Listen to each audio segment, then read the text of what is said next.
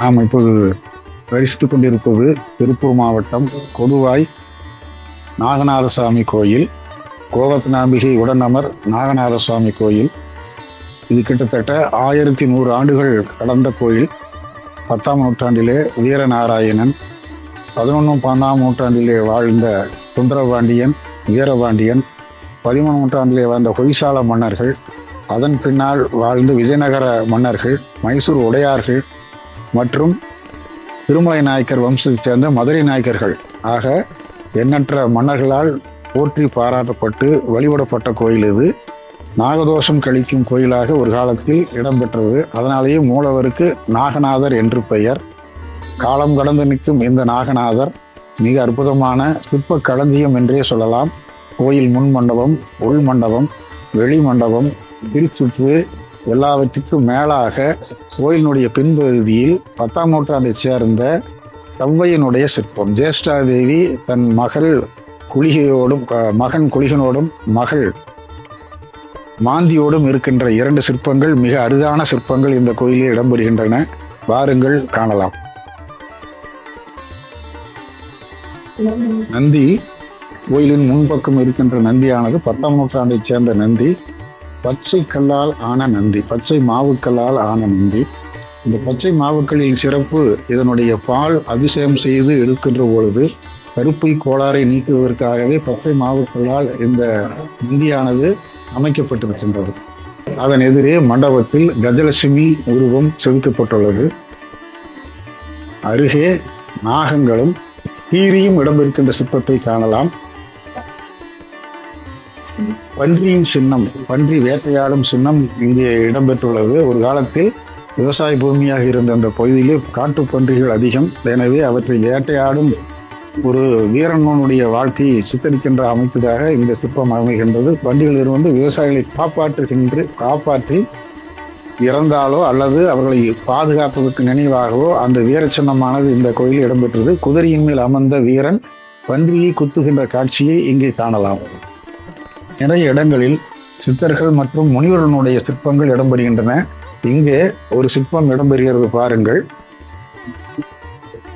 அனுமன் குரங்கு வடிவமாக இருக்கின்ற அனுமன் முன்னால் இருக்கின்ற உட்கார ஆசனத்தில் அமர்ந்திருக்கின்ற ஒரு முனிவரனுடைய தோற்றத்தோடு வழிபாட்டு ஏதோ செய்திகள் கூறுவது போல இந்த செய்தி குறிக்கின்ற அளவிலே இந்த சிற்பமானது இடம்பெறுகிறது. பெரும்பாலும் சிவன் கோயில்களில் அனுமரோ குரங்கோ இடம்பெறும் பெற்றால் அது ராகுனுடைய தோஷத்தை கழிக்கின்ற கோயிலாக கருதப்படுகின்றது. மிகப்பெரிய ஏரி ஒன்று பக்கத்தில் இருந்ததன் அடையாளமாக முதலையும் மீனும் இங்கே இடம்பெறுவதை பார்க்கலாம்.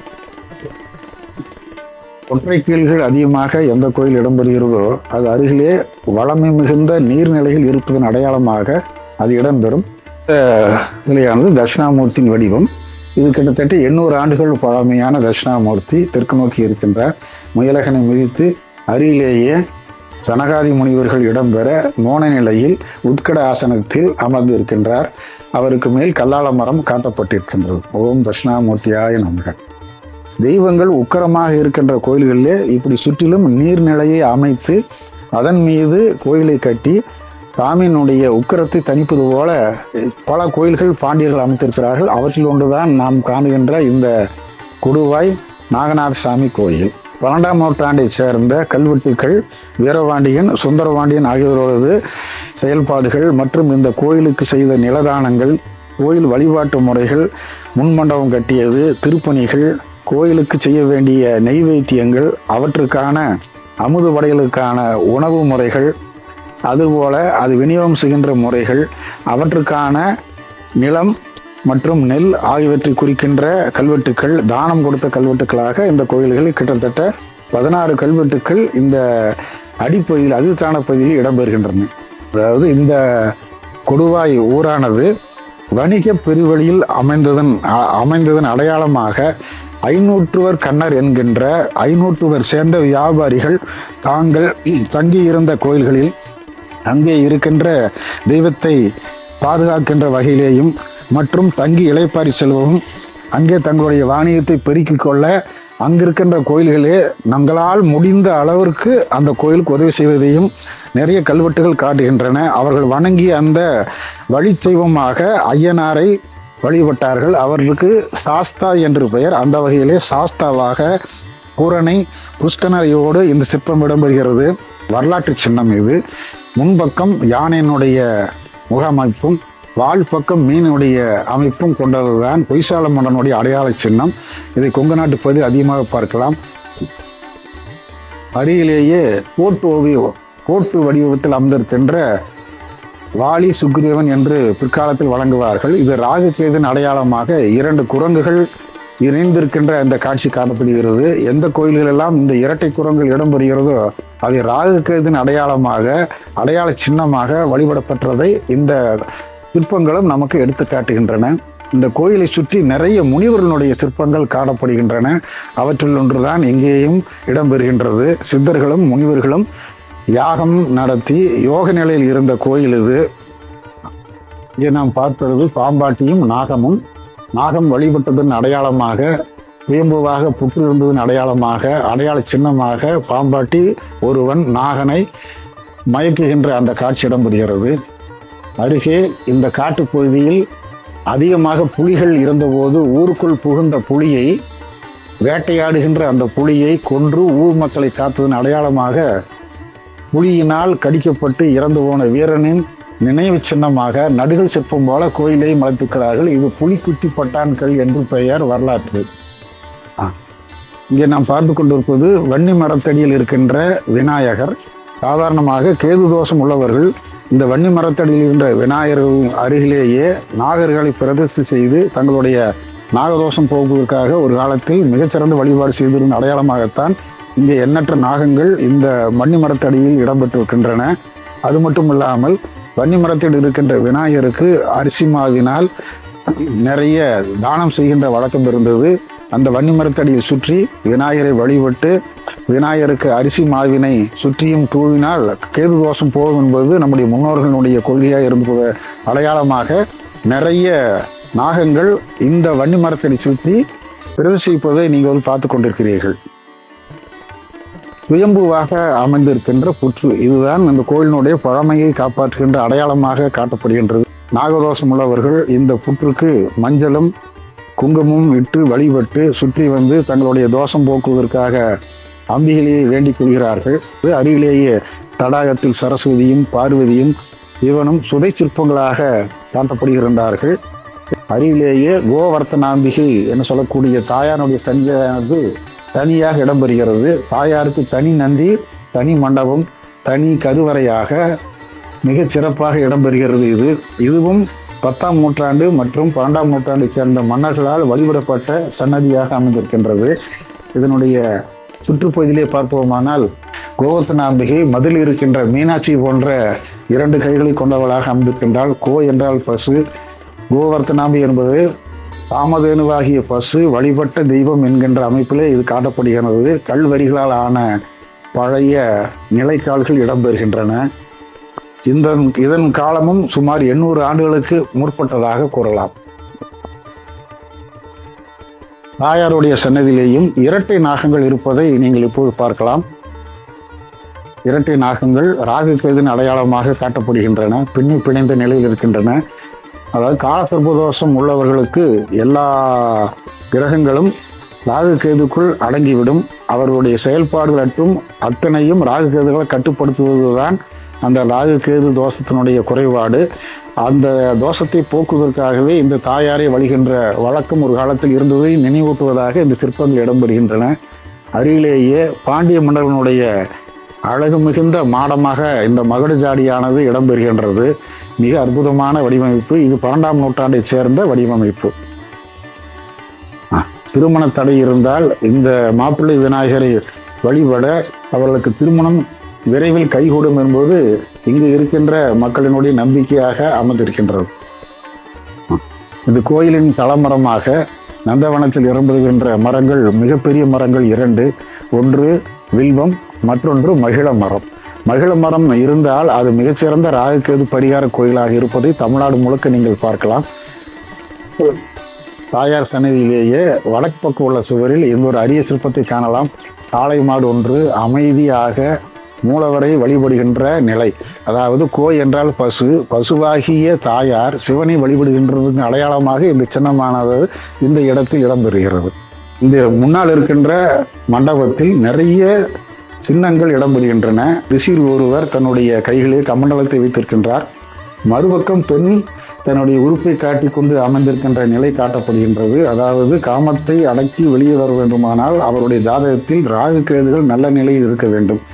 அப்படி இல்லாவிட்டால் அவர்கள் காமத்தின் வாய்ப்பட்டு தங்களுடைய பிறப்பின் ரகசியத்தை அறிந்து கொள்ள முடியாமல் காம வயப்பட்டு இல்லற வாழ்க்கையில் உழன்று வருவார்கள் என்பதற்கு அடையாளமாகத்தான் இவை காட்டப்படுகின்றன. இங்கே ஒரு முனிவர் உன்னுடைய சிற்பத்தை பாருங்கள், வித்தியாசமான அமைப்பு இது. இதுவும் யாகம் செய்கின்ற, அதாவது ராகு கேதுனால் காம உணர்வை அடக்க முடியாத ஒரு முனிவனுடைய சிற்பமாக காட்டப்படுகின்றது. எதிரே மோகினுடைய உருவமானது இடம்பெறுகின்றது. அழகிய மங்கை ஒருவர், அவருடைய பாதத்தில் ஒரு முனிவர் தவம் கிடப்பதை போல காட்டப்படுகின்றது பாருங்கள். கொங்கு நாட்டு கோயில்களில் சில இடங்களில் மக்கள் கூடுகின்ற இடங்களில் பார்வைப்படும் இடங்களில் காம சின்னங்கள் இடம்பெறும். அதாவது இல்லற வாழ்க்கையில் சிறிதும் பற்றில்லாத பெண்களுக்கு அவற்றை ஊட்டி அவளுடைய வாழ்க்கையை நல்வழிப்படுத்துவதற்காக முன்னோர்கள் இப்படிய காம சின்னங்களை இடம்பெற செய்திருக்கிறார்கள். அதன் ஒரு அடையாளமாக இந்த சின்னமும் இந்த கோயிலில் இடம்பெறுகின்றது. கருட மண்டபத்தில் முன்னதாக இருக்கின்ற இந்த சிற்பங்கள் மிக அற்புதமான வரலாற்று பதிவுகளாக இடம்பெறுகின்றன. முனிவர்கள் தவம் மேற்கின்ற அந்த காட்சியானது முன்மண்டபத்தில் காட்டப்படுகின்றது. அங்கு ஒரு பக்தி சிரத்தையோடு முனிவருக்கு அருகே அமர்ந்திருக்கின்றார். அவருக்கு உதவி செய்கின்ற மற்றொரு சீடர்கள் அருகே காட்டப்படுகின்றார்கள். இந்த பக்கம் அனுமனுடைய சிற்பம் இடம்பெறுகின்றது. இந்த பக்கம் பார்ப்போமானால் தவ முனிவர்கள் ஒருவரும் அவர் அருகே ஒரு போர் வீரனும் அருகே இருப்பது போலவும் உக்கிரமான போர் புரிகின்றது போலவும் அந்த தவத்தை கலைக்கின்ற ஒருவனுடைய செயல்பாடாகவும் இது காட்டப்படுகின்றது. அருகே நாரை ஒன்று காட்டப்படுகின்றது. இதனுடைய வரலாறு பெரிய தெரியவில்லை என்றாலும் இது வரலாற்று சின்னமாகத்தான் கருதப்படுகின்றது. அதன் அருகே திருத்தையனுடைய சிற்பமும் அதன் அருகே ஒரு முனிவர் ஒற்றைக்காலில் தவம் இருக்கின்ற காட்சியும் இடம்பெறுவதை பார்க்கலாம். அடுத்தாற் போல மானும் பன்றியும் சண்டையிட்டுக் கொள்கின்ற காட்சி காட்டப்படுகின்ற நிலையை பார்க்கலாம். கீழே மான் வேட்டையாடப்படுகின்றது பன்றியினால். இரண்டும் ஒன்றுக்கொன்று அடித்துக் கொண்டிருக்கின்ற காட்சி காட்டப்படுகின்றது. அருகிலேயே யாழியினுடைய சிற்பமும் யானையினுடைய சிற்பமும் தவம் செய்யும் முனிவரனுடைய சிற்பமும் கந்தனுடைய சிற்பமும் மகப்பேறு வழங்குகின்ற டெலிவரி சிற்பமும் நடனமிடுகின்ற சிற்பமும் மிக அற்புதமாக காட்டப்படுகின்றன. இவை காலத்தால் தேய்ந்து திருத்து போய் காணப்படுகின்றது. மிக அற்புதமான வடிவமைப்பினை ஒரு காலத்தில் கொண்டிருந்த சிற்பங்கள் இவை. முன்பக்க தூணில் இந்த கோயிலில் இந்த பகுதியில் வாழ்ந்த ஒரு மகா முனிவரனுடைய சிற்பமானது இடம்பெறுகின்றது. அவருடைய அமைப்பை பாருங்கள். 2 கைகளிலும் தொடைகளில் ஊன்றி 2 கால்களையும் உடைய அந்த உள்ளங்கால் பகுதியை முன்னோக்கி இருந்து தவ நிலையில் இருக்கின்ற காட்சி காணப்படுகின்றது. மிக அற்புதமான வடிவமைப்பு. இந்த பக்கம் பெண் ஒருத்தி டெலிவரி சிற்பம் காட்டப்படுகின்றது. அது மேலே நடனம் ஆடுகின்ற ஒரு கோமாளியின் சிற்பமும் அதற்கு மேல் பாதுகாப்பாக இருக்கின்ற வீரனுடைய நடிகர் சிற்பம் போல இந்த பகுதியில் இருந்து சிற்றரசனாக ஆட்சி செய்த அவனுடைய சிற்பமும் காட்டப்படுகின்றது. வழக்கமாக ராகு கேதுகள் எங்கே அதிகமாக வழிபடப்படுகிறதோ அந்த இடத்தில் குரங்கு ஒற்றை குரங்கும் அல்லது 2 குரங்கும் அமர்ந்திருப்பதால் ஒரு காட்சி இங்கே ஒற்றை குரங்கு வழிபடுகின்ற நிலையில் காட்டப்படுகின்றது. இது கரணம் என்று சொல்லப்படும். ஒருத்தி கீழே அமர்ந்து கொண்டு கால்களை மேலே உயர்த்த அவருடைய கைகளையும் கால்களையும் பிரித்துக் கொண்டு யோகாசன நிலையில் ஒரு முறை. மேலும் ஒருத்தி தலைகளாக கீழே இருக்கின்றவனுடைய தலையில் தன்னுடைய தலையை வைத்து உயர்த்தி யோகாசன நிலையை காட்டுகின்ற யோக நிலையை காட்டுகின்ற நிலை. கருப்பாய சன்னதிக்கு முன்னதாக புலியை குத்திக் கொள்ளக்கூடிய நிலையில் இருக்கின்ற வீரன் ஒருவன் சிற்பமானது இடம்பெறுகிறது. இது கல்வெட்டோடு இடம்பெறுவதுதான் சிறப்பு. பெரும்பாலும் இந்த கொங்கு ரீஜனில் 17ஆம் நூற்றாண்டுக்கு முன்னதாக எழுப்பப்பட்ட சிற்பங்களிலெல்லாம் அந்த வீரனுடைய ஊருக்குள் புகுந்த புலி பசுக்களை கொன்றும் மனிதர்களை கொன்றும் மற்றும் ஊருக்கு இருந்த விலங்குகளை நாயில் போன்றவற்றை ஊர் மக்களை இந்த விலங்கிலிருந்து காப்பாற்றிக் கொள்ள இந்த ஊரை தற்காத்த தன் உயிரை ஈட்ட அந்த வீரனின் நினைவாக அடையாள சின்னமாக அவனுடைய பெயரையும் பெருமையையும் எழுதி இறந்து போன அந்த புலியையும் அந்த சிற்பத்தில் செதுக்கின்ற வழக்கம் நடுகள் என்று அந்த காலத்தில் வழங்கப்பட்டது.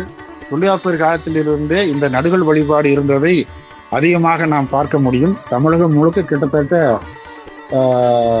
2700 நடுகள் சிற்பம் இருந்ததாக அறியப்படுகிறது. அந்த வகையில் இந்த கோயிலிலும் இந்த நடுகள் சிற்ப வழிபாடானது இடம்பெற்றிருக்கிறது என்பதை காட்ட இந்த நடுகள் வழிபாடானது கோயிலுக்கு வெளியே இடம்பெறுகிறது. இது புலிக்குச்சி பட்டான் கல் என்று சொல்லப்படும்.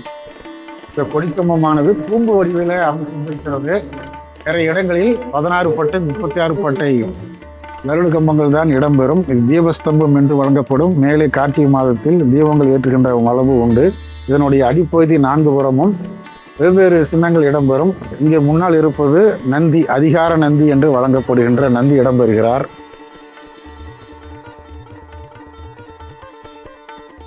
போல சிவனுடைய ஆலயம் மாதிரிய சூலாயுதம் இடம்பெறுகிறது. தடுத்தால் போல கிழக்கு நோக்கி நர்த்தன கணபதி நடனமுடுகின்ற நிலையில் காட்டப்படுகின்றார். அவருடைய கழுத்து பகுதியில் காதின் அடியிலே 2 சூலாயுதங்கள் காட்டப்படுகின்றன. ஒரு பக்கம் அங்குசமும் இன்னொரு பக்கம் பாசாங்கசமும் காட்டப்படுகின்றது.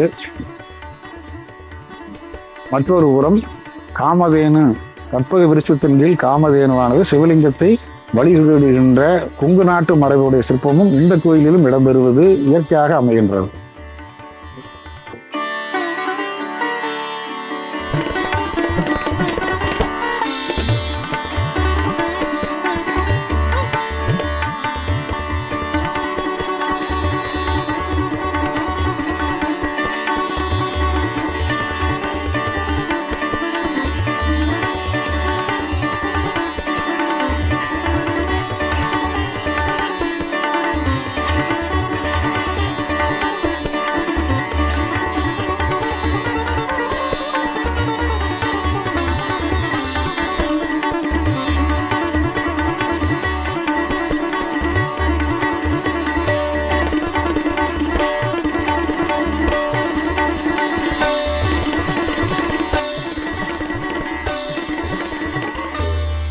நம்ம கோவில் வந்து கோவர்தனாம்பிகையோட நம்பர் நாகேஸ்வர சுவாமி. இந்த கோவில் பார்த்தீங்கன்னா கொடுவாய்ங்கிற ஒரு க்ஷேத்திரத்தில் இருக்குது. திருப்பூர்லேருந்து ஒரு 20 கிலோமீட்டர் தொலைவில் இந்த ஆலயமானது அமைந்திருக்கிறது. அதே போல் இந்த கோவில் என்ன ஒரு விசேஷம்னு பார்த்தீங்கன்னா, சுவாமி பேர் வந்து நாகேஸ்வரர். அதுக்கு ஏற்ற மாதிரியே தானாகவே புற்று வந்து ஒரு 4.5 அடி அளவிற்கு தானாக தோன்றி நீண்ட காலமாக இங்கேயே வழிபட்டு கொண்டிருக்கிறார்கள். அதே போல் ஓதாள குலத்தைச் சேர்ந்த பக்தர்களுக்கு இது குலதெய்வமாகவும் விளங்கப்படுகிறது. இப்போ பார்த்தீங்கன்னா நம்ம கோவிலில் வந்து விசேஷம்னு கேட்டிங்கன்னா வன்னிமரம். இந்த வன்னிமரம் வந்து ஸ்தல விருட்சமாக நம்ம கும்பிட்டுருக்கோம். எப்படி திருநாகேஸ்வரம், திருநள்ளாறு, கொடுமுடியில் இருக்கக்கூடிய சிவாலயத்தில் இருக்கக்கூடிய வன்னிமரங்கள் இருக்கிறதோ அதே போல் இங்கேயும் இந்த வன்னிமரமானது விசேஷமாக ஸ்தல விருட்சமாக வழிபாட்டில் இருக்கிறது. அதே போல் அந்த வன்னிமரத்துக்கு அடியில் வந்து பார்த்திங்கன்னா பாண்டியர்கள் வந்து இந்த கோவிலை கட்டினதுனால அந்த ஆயுதங்கள்லாம் இந்த வன்னிமரத்துக்கு அடியில் இருக்கிறதாக ஒரு புராணமானது சொல்லப்படுகிறது. இந்த கோவில் வந்து பாண்டியர்கள் வந்து தன்னுடைய ஆட்சி காலத்தில் இந்த கோவில் அமையப்பெற்றது. அந்த காலத்தில் பார்த்திங்கன்னா இந்த யுத்தங்கள் நடைபெறும் போது இந்த போரில் வெற்றி பெற்றதுக்காக அந்த வெற்றியின் ஒரு சின்னமாக இந்த கோவிலானது வடிவமைக்கப்பட்டது என்பது புராண கதையாக விளங்கப்படுகிறது. அந்தணர்கள் சில ஆண்டுகளுக்கு முன்பாக அந்தணர்கள் வந்து கண் இல்லாமல் ஒவ்வொரு சிவாலயமாக தரிசனம் பண்ணிட்டு இருக்கும்பொழுது காஞ்சி ஏகாம்பரேஸ்வரர் கோவிலை வழிபடும் பொழுது ஒரு கண்ணை பெற்றதாகவும் மற்றொரு கண்ணை வந்து அசரீதியில் வந்து கொடுவாய்ங்கிற ஊரில் இருக்கக்கூடிய சிவாலயத்தில் வந்து நாகேஸ்வர சுவாமி வழிபடும்போது இன்னொரு கண் கிடைக்கும் அப்படின்னு அசரீதியில் கேட்டு இங்கே வந்து வழிபட்டு அந்த அந்தணருக்கு வந்து இரண்டாவது கண்ணும் கிடைச்சதா ஒரு புராணம் இருக்கிறது. அதே போல் நீங்கள் இந்த கோயில் சுற்றி பார்க்கலாம், எல்லா இடத்துலையுமே வந்து மீன் சின்னங்கள் பொறிக்கப்பட்டிருக்கும். அதை வச்சே நம்ம கண்டுபிடிச்சிடலாம் இது பாண்டியர்களுடைய காலத்தில் பாண்டியர்கள் கட்டப்பட்டது அப்படின்னு. அதே போல் அம்பால பார்த்தீங்கன்னா கோவர்தனாம்பிகையின் பேர். கோவர்தனா ஆவுடை நாகின் தமிழில். ஆவுடை நாகின் என்றால் பசு. ஆவுடை நாகி பசுவை ரட்சணம் செய்யக்கூடிய ஒரு அம்பிகையாக இந்த ஆலயத்தில் வந்து 2 கையுடைய பாண்டியர்கள் தேசத்தில் வந்து எப்படிலாம் இருக்குமோ மதுரை அப்படி இருக்கக்கூடிய தேசத்தில் இருக்கக்கூடிய சிவாலயத்தில் அம்மனை பார்த்தீங்கன்னா அதே போல் 2 கைகளுடைய அம்மனாகவும் தன்னுடைய இடுப்பு வந்து வளைந்து அந்த ஒரு மதுரை பாண்டியர்கள் கட்டின அந்த ஒரு இதுவாகவே இந்த வடிவமைக்கப்பட்டு இருக்கும் இந்த கூடிய கோவர்தனாம்பிகை வந்து நம்ம இங்கே பார்க்கலாம். எப்படி நம்ம அவிநாசியில் வந்து வலபாகம் பெற்று தவம் இருந்து வலபாகம் பெற்றாலோ அம்பிகை, அதே போல் இங்கேயும் நாகேஸ்வரருக்கு வலது பக்கத்தில் நம்ம இந்த கோவர்தனாம்பிகையை தரிசனம் செய்யலாம். இது இந்த கோவிலுடைய சிறப்பு அம்சமாக விளங்குகிறது. எல்லாரும் வந்து இந்த வீடியோவையும் பாருங்கள். பார்த்துட்டு எல்லா சமயம் கிடைக்கும் பொழுது இந்த கோவர்தனாம்பிகையோட நம்ம நாகேஸ்வர சுவாமியை தரிசனம் செய்யுமாறு கேட்டுக்கொள்கிறோம். பூஜைன்னு பார்த்தீங்கன்னா தினசரி வந்து இந்த எப்பயும் போல காலை 7 மணிக்கு பாலாபிஷேகம், திங்கட்கிழமை 2 அபிஷேகங்கள் நடக்கிறது. காலை மாலை ஆகிய 2 வேளைகளிலும் 2 கால பூஜையாக இந்த கோவிலில் நடைபெற்று கொண்டிருக்கிறது. அமாவாசை, பௌர்ணமி, பிரதோஷம் ஆகிய முக்கிய பூஜைகள் சிறப்பாக நடைபெறுகிறது. திருக்கார்த்திகை போன்ற விசேஷ தினங்களிலே விசேஷ அபிஷேகம், விசேஷ உபசார பூஜைகளுடன் சிறப்பாக நடைபெறுகிறது. அன்னாபிஷேகம் சிறப்பாகவும், அதே போல சிவராத்திரி 4 கால பூஜைகளும் சிறப்பாக நடைபெற்று கொண்டிருக்கிறது. காமிகாகமும் போன்ற ஆகமங்களின் வாயிலாக இந்த கோவிலானது பூஜைகள் நடைபெற்று கொண்டிருக்கிறது.